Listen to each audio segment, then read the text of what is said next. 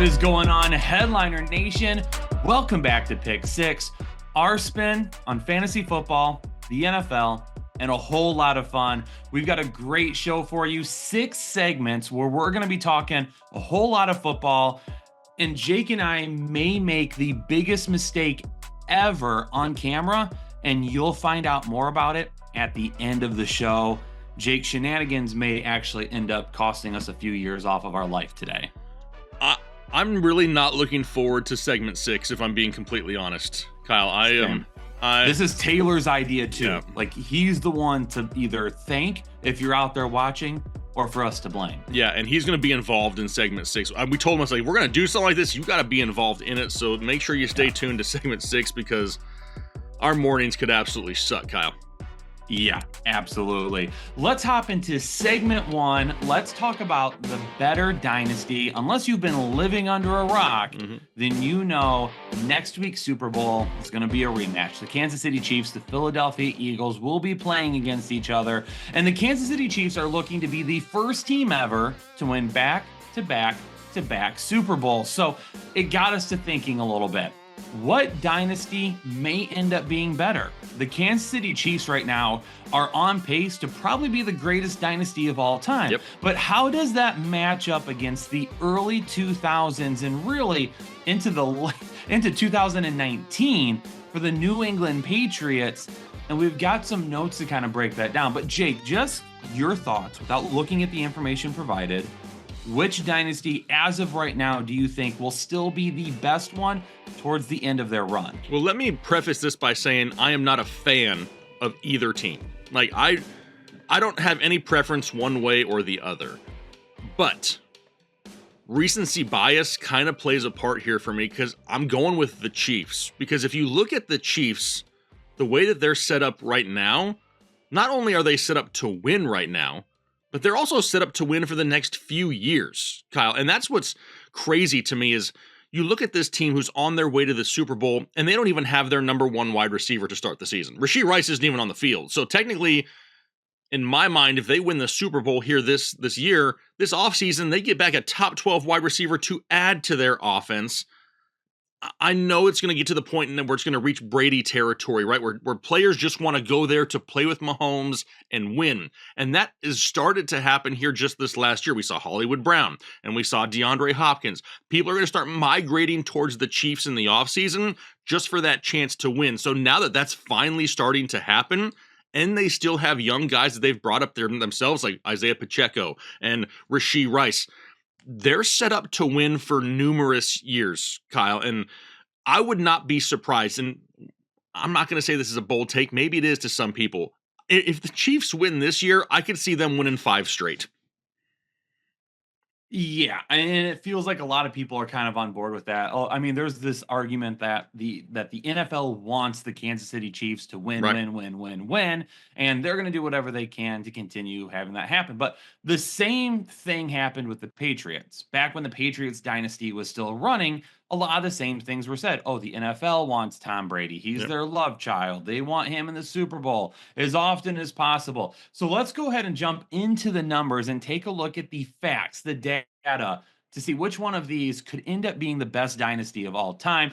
And we'll pop it up on the screen. Taylor, I just gave you more work. I don't know if you planned on putting it on the screen, but I've already promised the people that. Yeah. So let's take a look. The Chiefs right now, their dynasty runs 2018 to 2024. And during this time, in 2018, they got to the AFC Championship and lost. That was not really rookie year. Year 2 for Patrick Mahomes, but his first year as a full-time starter. Yep. And then after that, won Super Bowl, lost the Super Bowl, lost in the AFC Championship, and then won the Super Bowl, and again playing in the Super Bowl this year.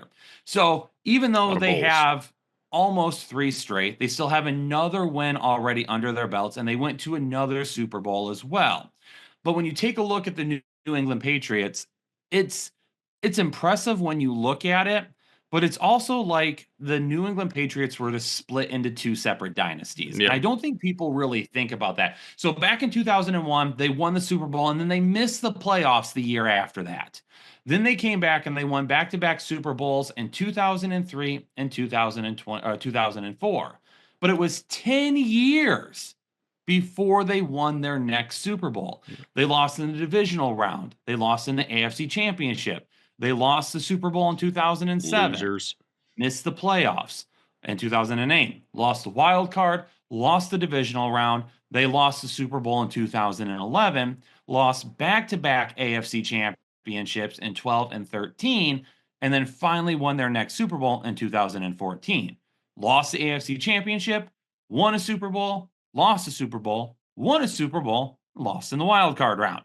So while the data for New England is way bigger at this point, let's break that data down a little bit. Right now, based on both of these teams, the Kansas City Chiefs during their dynasty run of 2018 to 2024, as of right now, they have played in a Super Bowl 71% of the time. The New England Patriots played in the Super Bowl 47% of the time. Let's take it a step further. The Chiefs have won the Super Bowl 42% of the time during their dynasty run. And if they win this year, there'll be a split 50-50 for winning the Super Bowl. Give me those odds to win a Super Bowl every single year. The Patriots won the Super Bowl 31% of the time. And Kansas City's on pace. And I feel like we're just getting started for Kansas City. Like, I feel like, and I mean, I hate to say that because I do hear it and I somewhat understand it too. Like, I do kind of get sick of the same teams year after year. But I heard, and I don't remember who said it on TV, it was just a clip I heard, that instead of hating seeing the same teams over and over again, embrace the greatness that we're actually getting to see on the field. 100%. And that is Patrick Mahomes right now, because we've seen him not have Hollywood Brown and not have Rashee Rice and DeAndre Hopkins not even be there till midseason and Travis Kelce be old, and they're still winning games. It's just like it's plug and play. Mahomes still has plenty of time left in his career to continue to rack up Super Bowls. And right now, the floor for the Chiefs is the AFC Championship, and that is redonkulous right there. It is. And there might be some people out there that do comment as well before we move on to segment 2, like, well, the Patriots run was a lot longer, so of course the numbers aren't going to look as good. But I did mention at the beginning of this that the Patriots dynasty was literally kind of split into two separate sections because they won a lot at the very beginning and they won a lot at the very end. So the best 7-year stretch, which is what we're in right now, a 7-year stretch for the Kansas City Chiefs, the two best 7-year stretches for the New England Patriots, 2001 to 2007, when they played in 4 Super Bowls, won 3, and missed the playoffs once.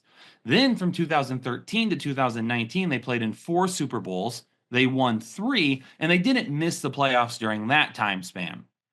But then when you take a look at the Chiefs Super Bowl run and their dynasty right now, over the last 7 years, they've played in 5 Super Bowls. They've won 3, potentially 4, and they haven't missed the playoffs yet.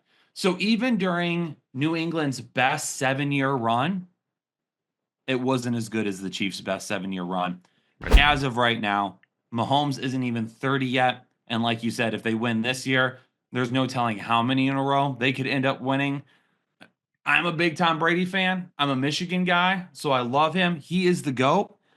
Patrick Mahomes is on pace to just blow that out of the water. If the Chiefs can draft or bring in a Travis Kelce future replacement this offseason, it's over. Like they're gonna win. They're gonna win 5 in a row, and that is, I know, kind of boring to say, but I don't see who's gonna beat them. I don't. They can do it on both sides of the football, offense and defense.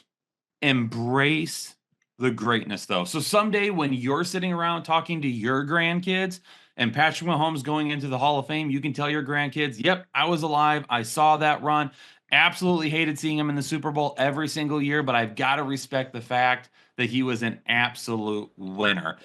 Now, I will say this real quick, Kyle, before we go to segment 2. If I have any huge Patrick Mahomes fans out there in the audience, just a little slight PSA here. I have a signed Patrick Mahomes jersey. If you're looking to buy one, hit me up. I just realized I have a blanket on the back of my chair. It's in case you get chilly, Kyle. Honestly, it just looked like you were sitting on a throne. Like it. Did it? Now it looks like a chair. But before it looked like you were on like a king's throne, and now you kind of ruined it. Maybe I should have left it there. Moving on to segment 2. This is a social media. What I don't want to say craze. What would you call it? Trend? Trend? Trending. This is a social media trend that maybe you've seen out there on TikTok, Facebook Reels, YouTube Shorts, whatever it may be. Listen, don't judge. And Jake and I have some hot takes for 2025 in the fantasy football landscape, where we have to just listen and not judge the other person. Jake, I'm going to go ahead and let you go first. And just so you know, I won't be judging you. Okay, good, because I'm going to try to put that to the test with the very first one here, Kyle. My very first hot take for 2025 is that the Detroit Lions will not even make the playoffs next season. You did this on purpose. You're not, dude, shut your mouth. You're not allowed to react. That's true. The whole purpose of this segment. You've already ruined it, Kyle, by speaking. Anyway, there is obvious reasons why the Detroit Lions should continue to be good. We know they just lost Ben Johnson. We know they lost both coordinators, Kyle. It's just Dan Campbell now, okay? The players are going to stay the same. Is Jared Goff affected somewhat by the way that the season ended? Potentially. But really, the reason why I say this more than anything, Kyle's not even making eye contact at this point. He's like, I hate you. Is that the division they play in, Kyle, is not an easy one. And that's the biggest problem for me there. It's not so much that the Lions are going to be a below 500 team, but they had to squeak out the win in the last week of the season just to hold off the Vikings.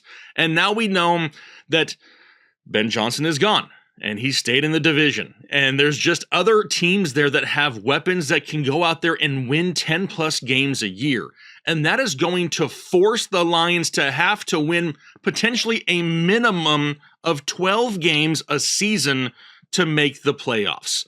And that is going to be very difficult given the landscape of the overall division. I still like the team. I like the pieces they have. I would really like it if they could stay healthy, because that team just cannot seem to stay healthy for an entire season and put it all together.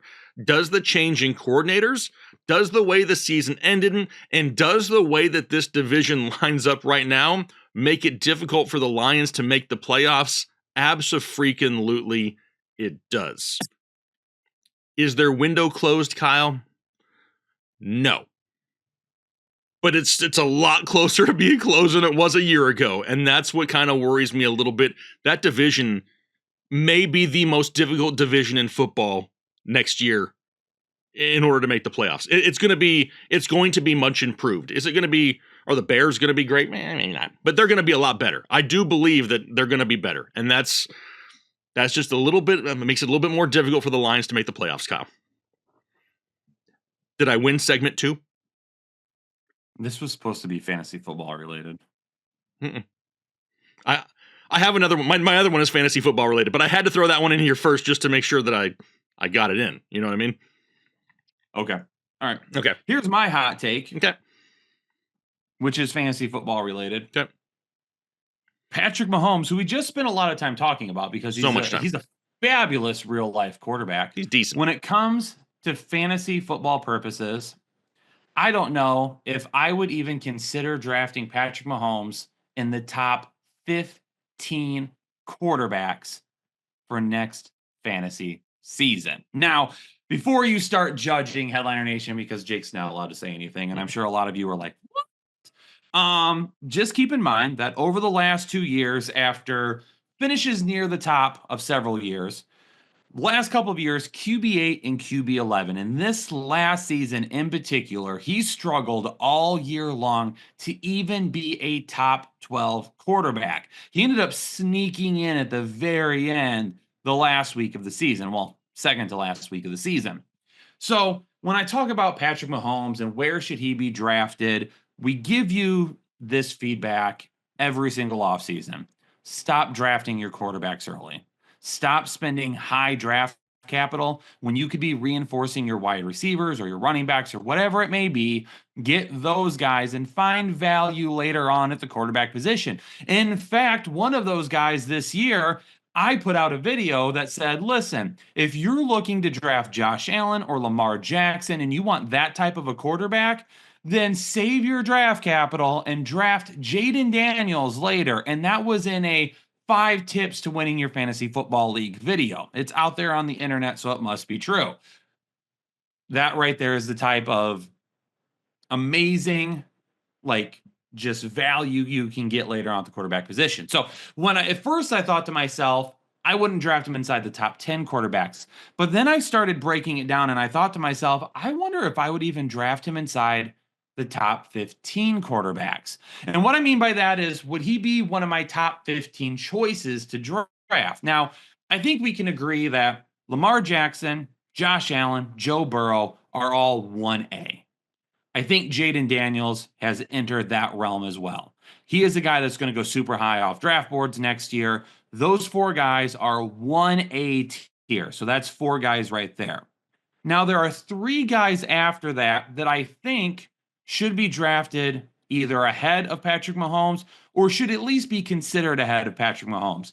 It's Baker Mayfield, who, yes, did just lose his offensive coordinator, but he's had a different offensive coordinator every year for like the last 7 years, it feels like, and he's still throwing dimes. So Baker Mayfield, I think Jalen Hurts should be above or at least considered with him. And even though CJ Stroud struggled a little bit this year, I think more of that had to do with injuries. And they're going to be bringing in a new offensive coordinator that fits a little bit more of what they want to do moving forward. So that right there, that 7 quarterbacks that I'm like, definitely everyone should be at least considered. But then there's a group of like kind of safe guys that if you were to draft over Patrick Mahomes, I don't know if I would argue with you based on his numbers the last couple of years. What about Brock Purdy? He dealt with a lot of injuries this year on his team. He could end up bouncing back and be a top 10 quarterback next year. Jared Goff had a fantastic season this year. He's going to be returning all of his weapons, an excellent offensive line. And the guy they hired to come in and be their new offensive coordinator, well, he taught Ben Johnson a thing or two. So they're going to have someone with a very similar mindset. Justin Herbert, good season this year. It took a little bit of time to really get going. I think they invest in that offense. He could be even better next year. What about Jordan Love? What if they get him a wide receiver, a stud, top end, T. Higgins type player? I think you got to consider him as well. And Tua, as of right now, he's borderline because we don't know whether or not Tyreek Hill is coming back. So I already talked about 7. That's 8, 9, 10, 11, 12 quarterbacks that should either be considered over or with Patrick Mahomes. Well, let's roll the dice a little bit, Jake. Let's get real risky here. I can't do anything, Kyle. I'm just listening. Let's say that somebody wants to draft Patrick Mahomes as a top 10 quarterback, okay? Depending on the type of league you play in, probably have to draft him in the first 5, 6 rounds potentially, okay? Let's skip on that. Let's take a wide receiver 2, an RB2, and let's grab some guys later on that might be risky, but F it, we're here to play. What about Trevor Lawrence? New offensive-minded head coach there. He's got weapons around him. Full season with Brian Thomas Jr. Okay, a couple of running backs that played well at times. Trevor Lawrence could be a guy that has a higher ceiling at times than Patrick Mahomes. Anthony Richardson. He's working with the quarterback coach that turned Josh Allen into an MVP candidate. Maybe Anthony Richardson has a higher ceiling at times than Patrick Mahomes. Riskier, yes, but who cares? Dak Prescott. What if he comes back and he's feeling good? He could end up being safer than Patrick Mahomes. Bryce Young was a top 12 quarterback to end the season. What if he grows next year and has more upside than Patrick Mahomes? What about Caleb Williams? Lots of weapons there. Offensive-minded head coach. Those guys aren't going to cost you nearly the draft capital of Patrick Mahomes. They're going to give you way better value on draft day. So that's 12, 13, 14, 15, 16, 17 quarterbacks that I think need to be in the conversation with or over Patrick Mahomes based on their upside, based on their potential safety, but more importantly, based on their draft day value. Kyle, you just broke down the fantasy quarterback position to a T, and it somewhat stole a little of my thunder because my last one that I'm talking about here is a name that you literally just mentioned. And is it Bryce Young? It is, but you can't react to this because I think that a hot take would be that Bryce Young will finish as a top 10 fantasy quarterback in 2025. And you just alluded to it. From week 12 on, Bryce Young was a top 10 fantasy quarterback. I made fun of the dude a lot on this channel. I said he wasn't going to be a good fantasy guy because he couldn't stay upright. The offensive line was horrible. You know, he lost his job at one point. He came back and he looked a lot better. Is he going to be a Pro Bowl, Super Bowl winning quarterback? And the answer to that is probably not.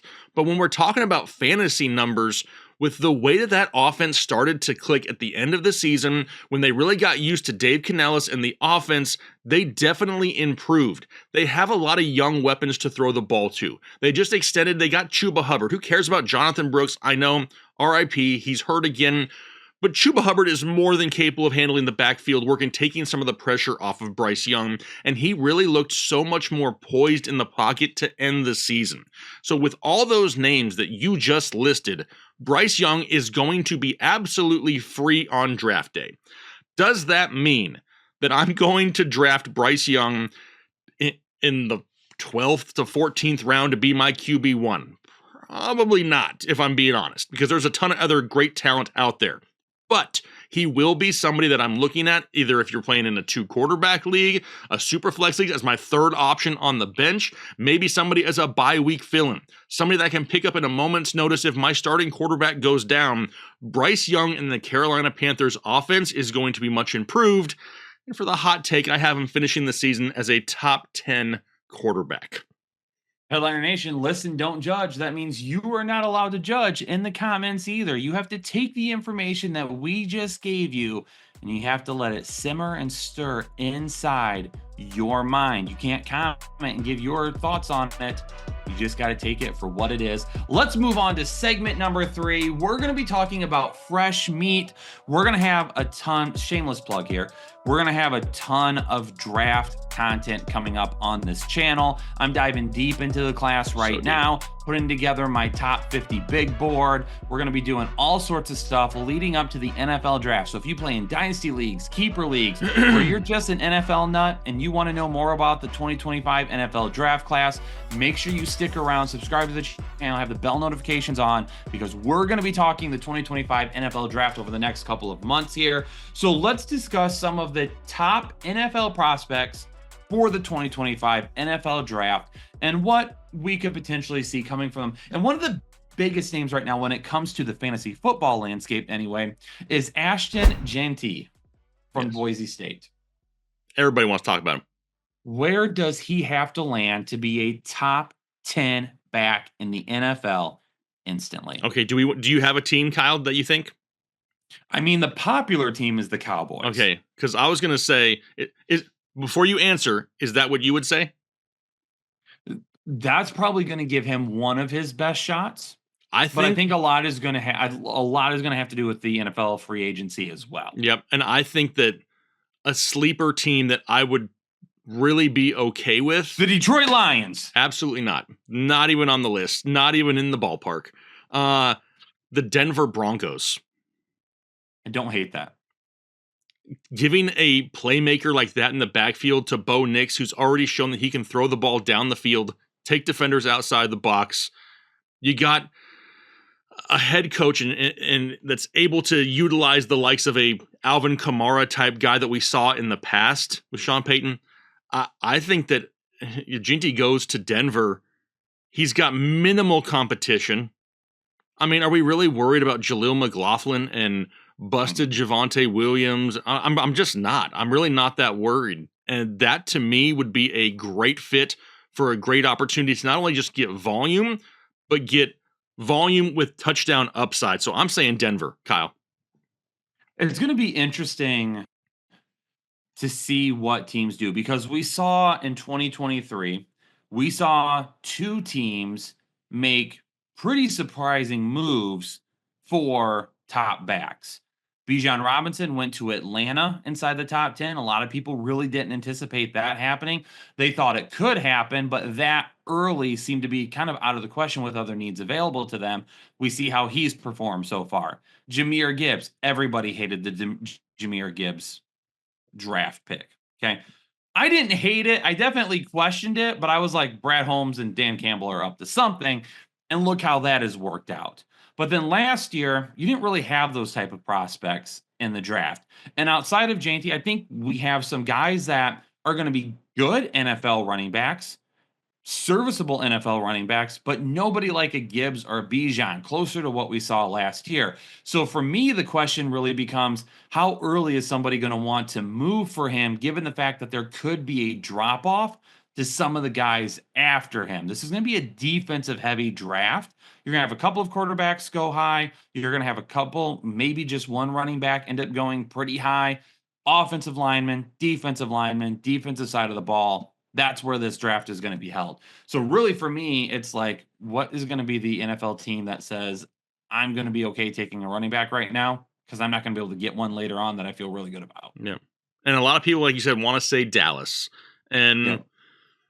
Dallas was one of the worst running teams in football last year. Now, I know a lot of that has to do with Dak Prescott being injured and not being there, but that team is, for Jerry going all in, they're not even close, Kyle. I mean, No. we just watched two members of their division face off in the playoffs against each other last week, and the Cowboys just been at home for weeks. You know what I mean? So they're a long ways away, and they have so much need that I don't know if wasting an early draft pick on a running back is where they need to go. They have other holes they can fill in, and they can bring somebody in free agency if they need to at a cheaper price tag to maybe lure in some other high profile talent.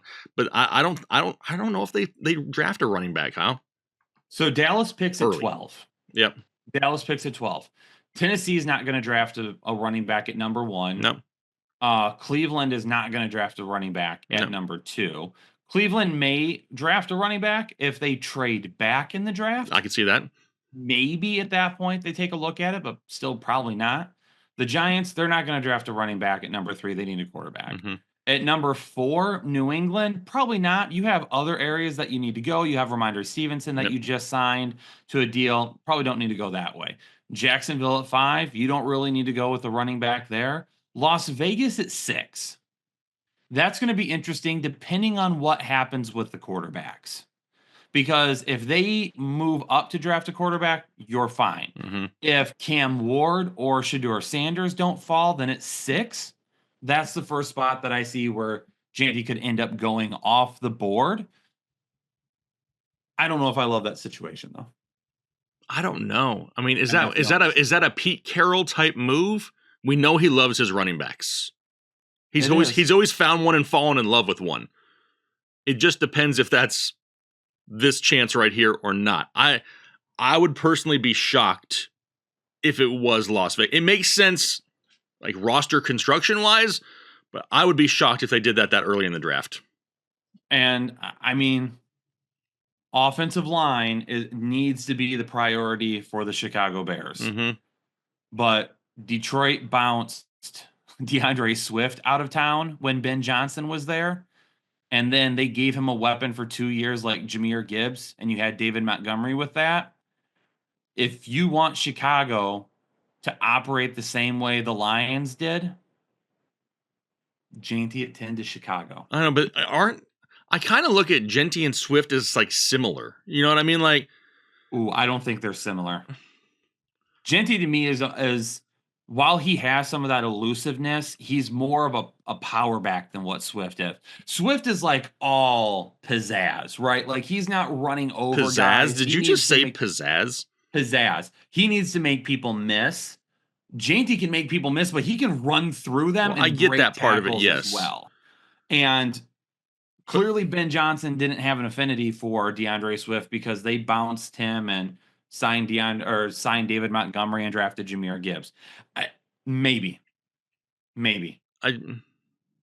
Another team I would be shocked at because they have so much offensive firepower already without him. Mm-hmm. Let's get something to protect Caleb Williams so he can actually stay upright for more than, half his snaps. All right. Can Travis Hunter be a game changer on both sides of the ball? The Heisman winner from this past season. At this point, I don't really know how he's going to be drafted. I don't know if a team is going to look at him and say, yeah, he can play on both sides of the ball, or they're going to be like, nope, we only want him at wide receiver, or, oh, we only want him at cornerback. That's going to be one of the biggest things to watch this year. My answer to the actual question is no. I think he's going to have to pick a side, Kyle. And knowing that he's got Coach Prime in his back, he's got his support. And it's common sense, Kyle. If he wants to make more money, he's going to have to go in as a wide receiver and classify himself as being drafted as a wide receiver first. Then whenever he gets to whatever team drafts him, then they can start to dabble with going both sides off and on. I feel like if he does that, it's going to be a detriment to his career. There's a reason why there's only been a couple guys in their entire span of the NFL that can go both ways and be successful both sides of the football. And I know that Travis Hunter is an elite athlete. Trust me, I think he could be great at either position. But if he really wants to be good and have a long career, I still believe he's going to have to pick a side. He'll make more money as a wide receiver, and then they can throw him at DB, time and again if they want to, wherever he goes. I do agree that the speed of the NFL game is so much faster than college. And while he was able to keep up at the college level, trying to keep up with elite NFL wide receivers on the defensive side of the ball, and then go out and be elite NFL cornerbacks on the offensive side of the ball And stay healthy, or at least still have enough in the tank in the third and fourth quarter to keep it going is not going to be something that's going to be viable long term. Now, maybe a team entertains it his rookie year to see how he does and then kind of goes from there. But I do agree, either he comes out as a wide receiver and a wide receiver only, or he comes out as a cornerback and a cornerback only, and then he does like his old coach, and he also does like kick returns and punt returns, and he helps on that side of the ball offensively. Now, this year's quarterback class is not anything to really write home about. So let's go ahead and rank technically the top 5 quarterbacks. There's top 2 quarterbacks, and then after that, there's like 6 guys that could go up and down. So if we're ranking them from Jaden Daniels to, let's say, Will Levis, really good or sucks. Shedeur Sanders. What are we thinking about Shedeur Sanders? Well, he's not Jaden Daniels. There's no Jaden Daniels. There is no Jaden Daniels in this draft class. There is not. No. So we're going to have to leave the top spot basically open at this point. But when I look at Shedeur Sanders, obviously it's the hype that surrounds him, right? And I think that he gets drafted higher than he deserves because he's going to sell tickets. People are going to start there's some lowly teams out there that need quarterbacks, and they desperately need their fans to return to the stadiums. I kind of limit it to one team, and this kind of goes with both guys we'll talk about here in a second. But for Shedeur Sanders, if he's going to find success, he needs to join a team that has the best possible offensive weapons that he can get. And the problem with that is these teams are picking early for a reason. It's because they don't have a lot of offensive weapons. So if Shedeur Sanders can go to a team like the New York Giants, where he has somebody like Malik Neighbors and Wan'Dale Robinson to throw the ball to, I think he becomes serviceable. He's not Jaden Daniels. He's probably not going to go out and be like a 4,000-yard passer. His arm strength is not great. But if he's got the weapons to kind of mask some of his inefficiencies, I think he'll be okay at the NFL level. I think he would be able to start week 1 with a lower expectation of maybe not winning a lot of games, but being able to bring the fan base around, create a little bit of excitement, and maybe win now and again.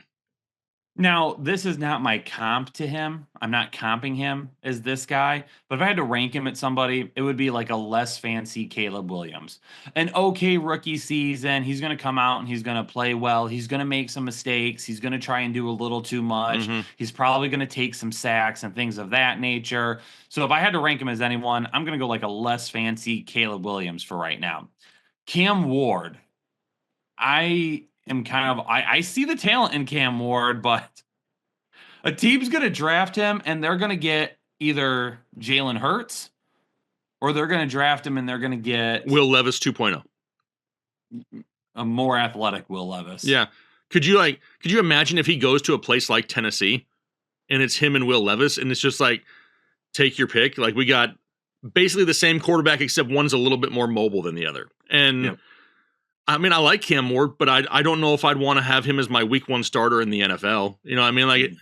It's possible, but if he does fall to a team like Tennessee with minimal weapons to really utilize each and every week, I think we have the exact same problems there that we have with Will Levis, and it's just not going to really move the needle much. Solid prospect, I like what he could be potentially, but I don't think that he's going to be ready in the next year or two to put together any type of resemblance of a solid, really good starting NFL quarterback, and it's really because of the situation I could see him fall into. Now, if he does fall to like the New York Giants and he has somebody like the Malik Neighbors again, to me, the Giants are like my wild card. Whoever falls there has a better opportunity than everyone else just because they got somebody that they can throw the ball to 150 times, and more times than not, the guy can really make up for the lack of quality of quarterback play. And that outside of that, I worry for a lot of these young guys. Jalen Milroe, I'm going to rank him as a right-handed Tim Tebow. You know what? If we're doing comps like this, I think he's Taysom Hill 2.0. Ooh, I kind of like that one. I mean, I do like that one. He could be used in that way. He's not a quarterback. Taysom Hill might be a better quarterback than Jalen Milroe. Maybe. Yes, I could see that for sure, but I could see him coming in certain packages just to keep the defense guessing. Is he going to throw a short little dump-off pass? Is he going to run it himself? I really look at Jalen Milroe as Taysom Hill 2.0 in the NFL. He's not going to be an early draft pick, but people are going to find a way to use him because of his athleticism. Yeah, this is not a plug for the University of Michigan, but if you want to see bad game film, watch Jalen Milroe against Michigan this past season, or at the end of the year. I like how you call him Jalen Milroe. Milroe. I like how you add L's at the end. Milroe. There's no L at the end of it. Okay. Quinn Ewers. He's a lot closer to being Will Levis with a less strong arm. I label Quinn Ewers as a jag, Kyle. He's just a guy. He's a guy. He's just a guy. Like, he's just a quarterback. He's a guy. Like, he's going to be somebody that's going to be a Colt McCoy long-time backup in the NFL. Colt McCoy, you know who I was thinking? Chad Henne. Okay, same type of thing, for sure. Yep. Serviceable, solid backup. A white boy that can read a playbook and hit an open wide receiver when the starting quarterback goes down. Exactly. That's what those guys were. That's about it. That is Quinn Ewers. Like that. That's the definition. Dylan Gabriel is interesting. He was in college for 17 years. Yep. I think is how long he played college football. He's almost as old as me. Almost as old as you. He's going to be taking AARP very soon. He can go to Denny's and get that Grand Slam. Yep. Senior price. Woo. I have a lot of work to do with Dylan Gabriel still. I look at it this way. I look for red flags, Kyle, right? When I'm looking for prospects, I'm looking for red flags. He's old, he's been passed around, and he's left-handed. 3 strikes and you're out. Sounds like someone I went to college with. Sorry. That was a fun segment. Let's move on to segment number 4 at this point.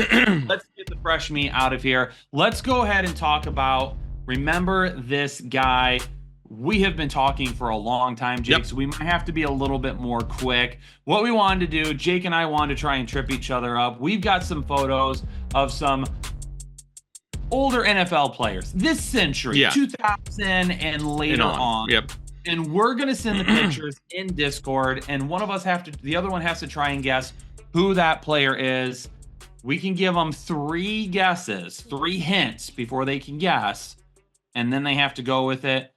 Jake, we're probably only going to be able to do 1 or 2 each because we're flying through this, Kyle. We're flying through this. We need to get Taylor in here still, too. You want to go first? Or you want me to I'll go first because I want to do all of mine because I am greedy. Okay, Kyle, are you ready? Now, the picture is going to pop up on the screen. I will send it to Kyle. Kyle, are you ready for player number 1? Player number 1. Here we go. Picture is sent. Who is this, Kyle? Who is this? That's Matt Hasselbeck. Damn. I thought I was going to throw you off by throwing the Colts picture up there instead of the Seahawks picture. Boom. Nailed it. Dang it. Number 1. Check it off. Why do I have a feeling that you're going to be so much more difficult? You made this hard, didn't you? Maybe. Okay. One of them is definitely going to be hard. Okay, well, I have a feeling that wasn't even going to be my easiest one. I figured this one would be my easiest one, Kyle. Who is this? Is that Jay Ajayi? Mother of Lord, all things Let's go! holy. Yes! Woo! All right, Kyle, you ready to go 3 for 3? Let's do it. Who is this guy?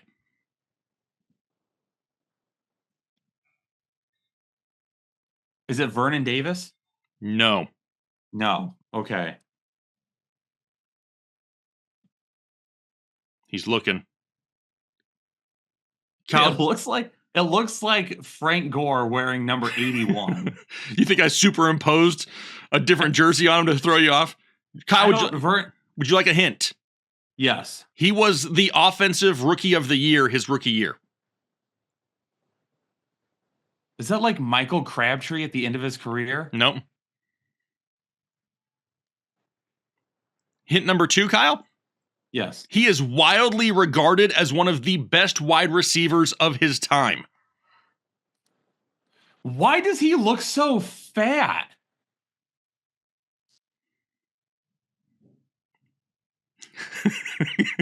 Oh, it's he played with the Lions for a season, right? That's not one of my hints that I can give you. My last hint that I had for you is he had 7 1,000-yard seasons in his career. I know now that I made the picture larger.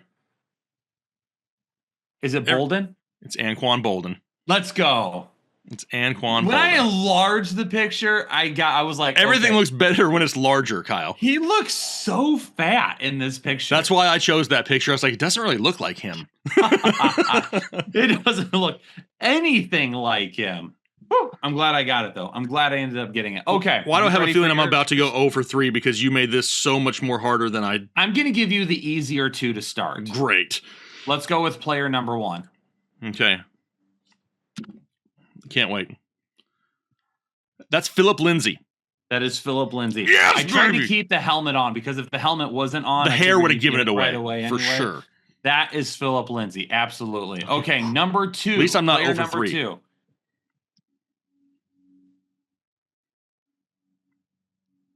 Is that Jarvis Landry? That is Jarvis Landry. All right. Okay. So Jake and I both fly through number 1 and number 2. Just to struggle with number 3.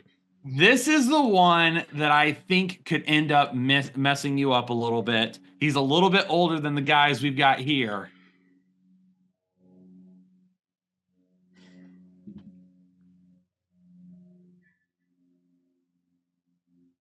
All right, Kyle. Is that picture former Arizona State tight end Todd Heap? Nope, it is not. Thought I was going to go 3 for 3. It is not. Would you like a hint? Hang on, let me enlarge, Kyle. Yeah, what's the first hint? Okay, so he started his career in Baltimore, and then he ended his career in Baltimore. God, I wish I could. I wish I could read his number. I think it's 80, but I can't tell for sure. He's got 2 gloves, so he's a pass catcher. He's got no. Man, Would you like hint number 2? I need hint number 2. Hint number 2 is he only had 1 season with more than 1,000 receiving yards. Man, I thought I nailed it with Todd Heap. So far, you're describing Todd Heap, but no. He is a wide receiver. Yeah, I could tell that by having the 2 gloves. That's a free hint. Yeah. What's the third hint, Kyle? The third hint, his best season came when he was a main weapon for one of the greatest quarterbacks of all time, Peyton Manning. I think I got it now. Okay. Is it Brandon Stokely? It is Brandon Stokely. Yes. Man, that was a good one. That was a tough one right there. But that was a good one. I mean, the Brandon Stokely, the Peyton weapon, it clicked. Kyle, that was identical. We each flew through the first 2 and then needed all 3 hints on number 3. All of them to get through number 3. All right, perfect. Remember this guy. Hey, hopefully y'all were playing along out there when we popped the pictures up. You were able to guess them right away. Let's move on to segment number 5. I'm going to let Jake take the wheels on this one because we're already running long on this episode. We've still got to get Taylor in here. Yep. Segment number 5, get off my lawn. because as Jake told me before we started recording, he's getting older and he hates dealing with people who complain all the time. Yeah, and so this is basically a segment of players that people just seem to love or hate no matter where you rank them, what you say about them. It doesn't seem to matter. They're just going to get butthurt about these players. So, because I'm a positive guy, Kyle, let's start off with the players that people love regardless. And this year, the first one was a rookie quarterback. It was Bo Nix. I could have had Bo Nix ranked as a top 10 quarterback each and every week, and I would still receive comments that I was sleeping on Bo Nix, that he was not ranked high enough. So, Bo Nix, I think, is trending towards that space where no matter where you rank him, people love him so much they're just going to get butthurt about it. So get off my lawn about Bo Nix. I love the guy too. Next one, and this has already happened this offseason, Kyle. Since the season has ended, it's Rico Dowdle. I have never, in my 20 plus years of playing this game, Kyle, would have ever expected so many people to be so reliant and butthurt about Rico Dowdle. They love the guy. He was the starting running back for the Dallas Cowboys, but the Dallas Cowboys sucked. So no, he wasn't going to be a weekly high-ranked player, but people just absolutely loved him because he was on their fantasy team. So get off my lawn about Rico Dowdle. How about Jacoby Myers in Las Vegas? People every single week would be like, where's Jacoby Myers ranked? I'm like, he's barely even top 30. You know why? Because he's sucking this year. He's not that. He's a great quarterback. I mean, he's a great wide receiver, don't get me wrong, but he has no quarterback to throw him the ball. I love Jacoby Myers. I love what he brings to the table, but people love him way too much. And then lastly, Hunter Henry at the tight end position. If Hunter Henry wasn't inside my top 12, I basically had to go into hiding. Kyle, I had to turn my phone off because I had hundreds of messages of like, dude forgot about Hunter Henry. No, you don't forget about players when you do this, Kyle. And I'm not going to go into our process of making rankings in this episode, but it's almost impossible for us to forget a player. So those comments of us forgetting somebody, not the case. People love Hunter Henry maybe way too much. Then let's move on to the hate. No matter how good these players play, no matter how much, we talked them up in the offseason, they're just hated in fantasy football. The first one, Kyle, is Kyler Murray of the Arizona Cardinals. Dude was a top 12 quarterback this year in fantasy football, and everyone absolutely hates him because they think all he does is play Call of Duty, which he plays a lot of Call of Duty. But he was still producing some fantasy points this year. How about Najee Harris? The guy isn't sexy. He's not going to go out there and have huge blow-up games like a Saquon Barkley or a Derrick Henry. But every single year, he's a top 24 running back that is deservedly of a fantasy football roster spot. He deserves to be. He's a solid low-end RB2. He's a guy you can plug in. He's going to get you around 10 points. People hate Najee. Next up, DJ Moore. Kyle, this one I know is tough because I know you're a DJ Moore truther. You love yourself some DJ Moore.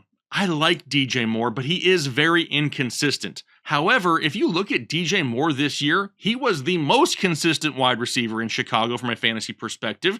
He was just a little bit more inconsistent week in and week out, but people miss so many good games because they just hated him for no apparent reason. And then lastly, this guy deserves all the hate in the world. It's Kyle Pitts. I mean, not because he's a fellow Kyle, you know what I mean?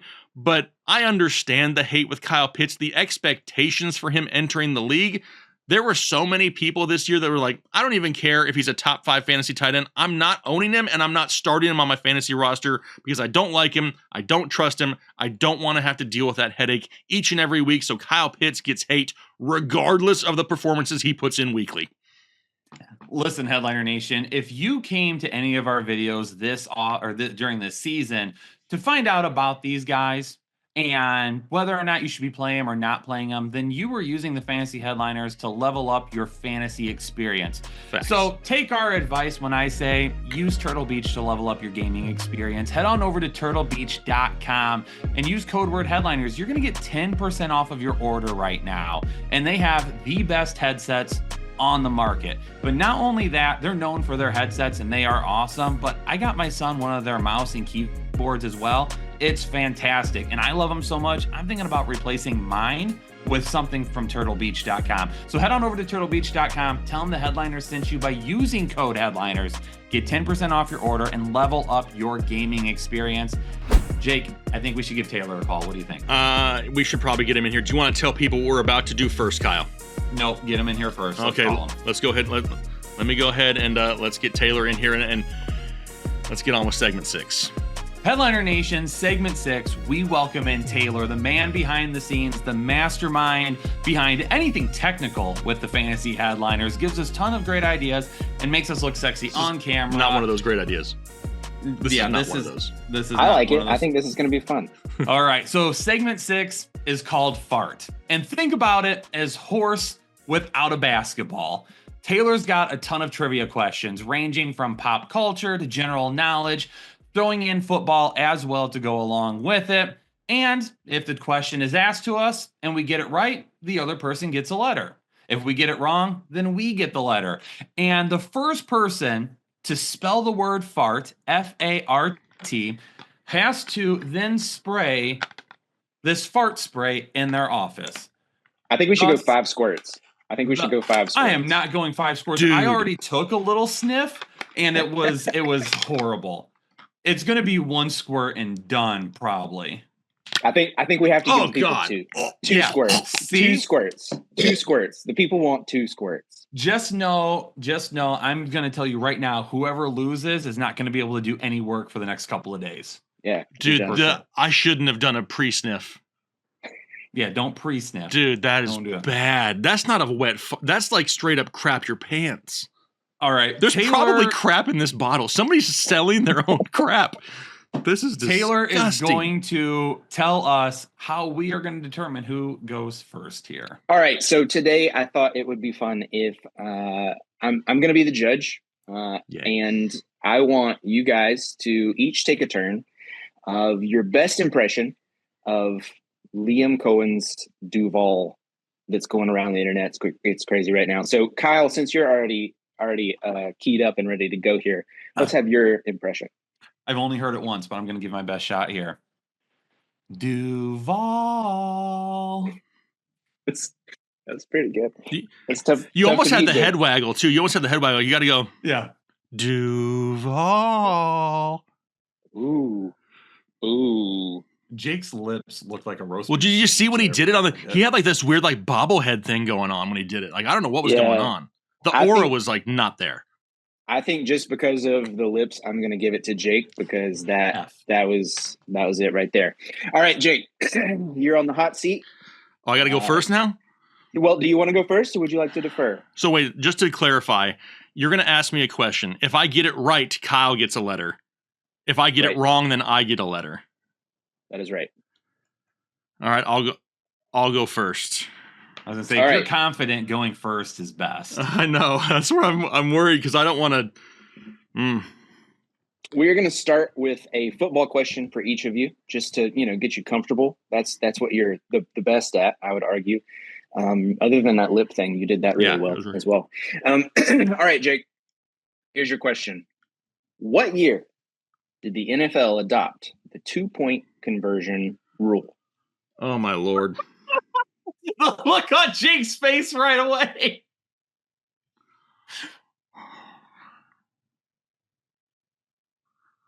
It's been a while. It's been a little while. It's been a long time. I was alive. Okay, I like that hint. I'm going to have to just throw out a guess. I'm going to throw out a random number and just hopefully I get close. All right. I believe it was before I was in high school. Because I believe I remember playing. You can't head nod. Can't do it. Oh, I'm not even looking at leading the witness. No. I was just going with him. Sorry. Okay. So I believe that it was before I was in high school or right around there. Because I remember playing like flag football with my buddies. And I'm going to guess and say 1994. Wow. No. That you're absolutely correct. 1994. That's wild. No, I'm not. Crazy. You're joking. You're joking. You're exactly correct. It was 1994. What? Holy crap. Oh my goodness. Well, we're off to a hot start. Kyle. My heart is beating 100 miles an hour. Kyle getting the first letter ever. in this game show. So Kyle's got an F. Jake with a correct answer coming in. Okay, Kyle. I think this should be a softball. I'm going to try to help you out. Wow. Okay? I'm going to try to help you out.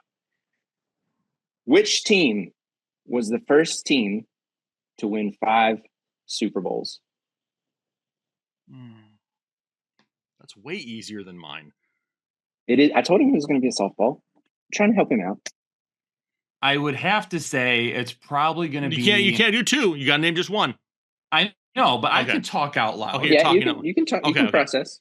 I would say Pittsburgh or San Francisco would be those teams. It'd be down to those 2 for me, if I had to guess. This one I don't feel like I've seen in a while. Green Bay. I don't think Green Bay has 5.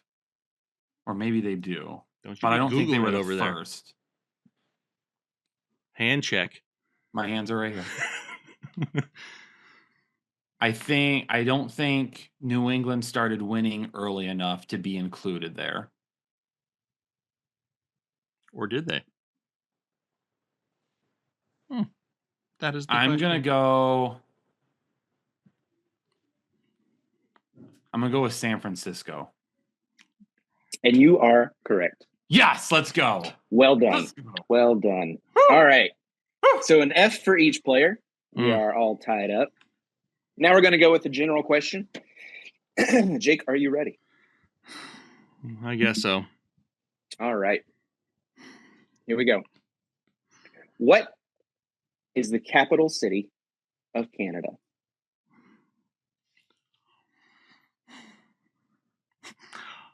Here's what sucks is I probably only know like 2 or 3 places even remotely in Canada. The first thing, this is not my answer, I'm just thinking out loud again. The first thing I thought was like, oh, it's like Toronto. It's like where the teams are playing. You know, I mean, like that's got to be it. But I feel like it's a trick and it's not. But the only other city that I know of is Ottawa. And that's, I don't know if that would be the capital city of it. I can think of one more in my knowledge of Canada. I was going to say there's at least a couple. Dude, I know there's more, but I can't think of them. Like I know there's more. I just feel like Toronto is a trick. So I'm just the only one I know is Ottawa. Let's go Ottawa. I got to figure out different questions next time because you're right again. Is it really? What else? Right again. That's the only 2 I know. What else is there?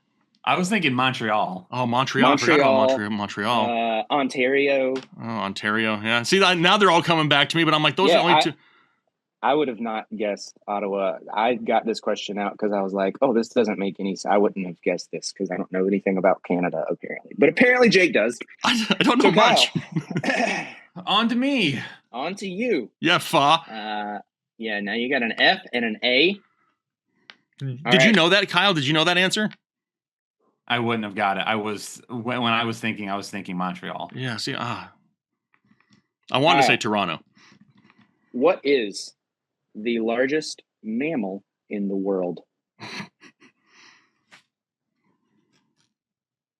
I don't know how specific I need to be. I mean, you can be as specific as you need to be. So if I said a whale, is that specific enough? Is that your final answer? Largest mammal, I'm going to go with a whale, but I don't know if I need to give you the exact whale. Is that your final answer? Sure. Do you feel good about what I will give it to you? It is blue whale. Okay. But I will give that to you. You knew it was in the whale family. Yes. But that is good. All right. So FA for you both. Jake, back to you. Another. Why am I having to like pull things out of my? Like Kyle's getting blue whale. Like, come on. All right. Are we doing football or regular? Here's we're gonna go another regular. We'll challenge. I feel like we need to start putting a timer on the clock, or this episode's going to be 2 hours. Okay. Okay. What is the What is the chemical symbol for gold? Oh my gosh.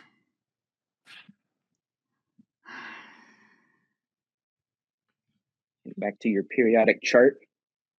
I know you reference it often. I feel like there's a U involved, but I don't remember.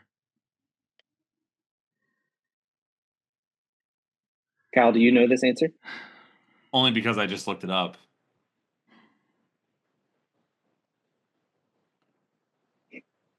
The first thing that came to my mind was AU. Final answer? I guess, yes. You are correct. You are correct. Kyle with an FAR. Ah. All right.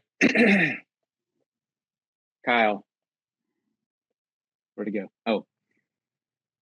We talked about 1994 earlier, the 2-point conversion. In 1994, there was a very famous, very much a cult classic movie that was released, and that movie was Pulp Fiction. Who directed that movie? It. Who directed that movie? Is it Martin Scorsese? Is that your final answer, knowing that if you get this wrong, you got to go 2 squirts? You got to double squirt it? That's the first name that came to mind. I've never seen the movie, so I know nothing about it. I feel like people have said that name before. I might as well just lock it in, and I'll go Martin Scorsese. Kyle. In the 2025 first edition of the game Fart, the correct answer is Quentin Tarantino. Shit. And it's time for you to square it up, bud. You are the loser. You are the Fart King. Damn it. I don't watch movies. Everybody, right now, as this video is premiering on YouTube, everybody in the comments was going crazy because I feel like everybody knows this one. This was I thought I was giving you a softball. Yeah, but if people have been watching this channel long enough, they know that I don't watch movies. I've never seen Rocky. It took everyone like yelling at me to watch Die Hard 2 years ago. We need to see The Mist, by the way. Yeah, I want to see The Mist on screen. I see no mist. I can't do it any closer because I can't get it all over.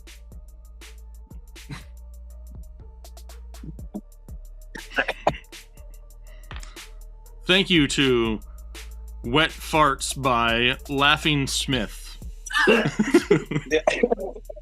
Jake, all right. I got to get out of here. Ladies and gentlemen, thanks so much for being in the... Thanks so much for coming to this episode of Picks. This was great. I love that he's going to close the episode. And he's gone. So on that, thank you so much for tuning in to the next episode of Pick 6. If you enjoyed it, do us a favor by hitting the like button if you haven't already, and consider subscribing. We'll be doing these each and every Wednesday. Looking forward to having more fun here in the upcoming weeks. But for now, for myself and Taylor, we're gonna go have a beautiful day. Kyle's gonna go deep clean his office. I can't even imagine what it smells like in there right now, and he can't even come back to turn his camera. Oh, I guess he's coming back enough to get.